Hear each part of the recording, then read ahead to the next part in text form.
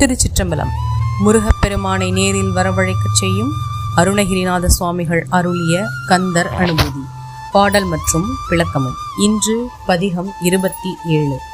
மின்னே நிகர் வாழ்வை விரும்பிய யான் என்னே விதியின் பயன் எங்கு இதுவோ பொன்னே மணியே பொருளே அருளே மன்னே மயில் ஏறிய வானவனே. முருகப்பெருமானே, தாங்கள் பொன் போல அருமை வாய்ந்தவர், மாணிக்கம் போன்று பிரகாசிப்பவர், மெய்ப்பொருள் தத்துவமாகிய முக்தியை அளிக்கும் அருளே வடிவானவர், சர்வலோக அரசர், மயில் வாகனனான தேவாதி தேவன். தாங்கள் இவ்வாறாக இருந்தும் மின்னலை போன்று தோன்றி மறைந்திடும் இந்த உலக வாழ்க்கையை நான் விரும்பியது ஏனோ? இது எனது தலைவிதியின் பயன்தானோ?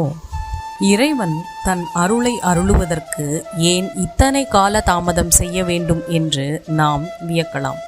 இறைவன் அவ்வாறு செய்வதற்கு சில காரணங்களும் உள்ளன.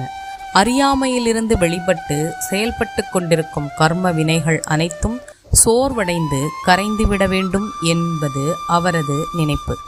இவ்வுலக வாழ்க்கை நிரந்தரமற்றது என்பதை உணர்ந்து கொண்டு நாம் நமது கவனத்தை பரமாத்மாவும் நித்திய உண்மையுமான கருணை கடலும் தன்னை சரணடைந்தவர்க்கு உதவ எப்பொழுதும் தயாராக இருப்பவருமான அந்த இறைவனின் பால் மனதை திருப்ப வேண்டும். அப்பொழுது உலகம் நம்மை பாதிப்பதை விரைவில் நிறுத்திவிடும். மீண்டும் மீண்டும் நம்மை நிம்மதியற்ற இவ்வுலக வாழ்க்கைக்கு திருப்பி அனுப்பும் கர்ம விதியின் பிடியிலிருந்து தப்பித்திட நமக்கிருக்கும் ஒரே வழி இறைவனிடம் சரணாகதி அடைவதே ஆகும். கற்றதன் பலன் கந்தன் கழலடிக்கு தன்னை அர்ப்பணம் செய்வதே ஆகும். இனி கந்தன் தருவான் எதிர்காலம். திருச்சிற்றம்பலம்.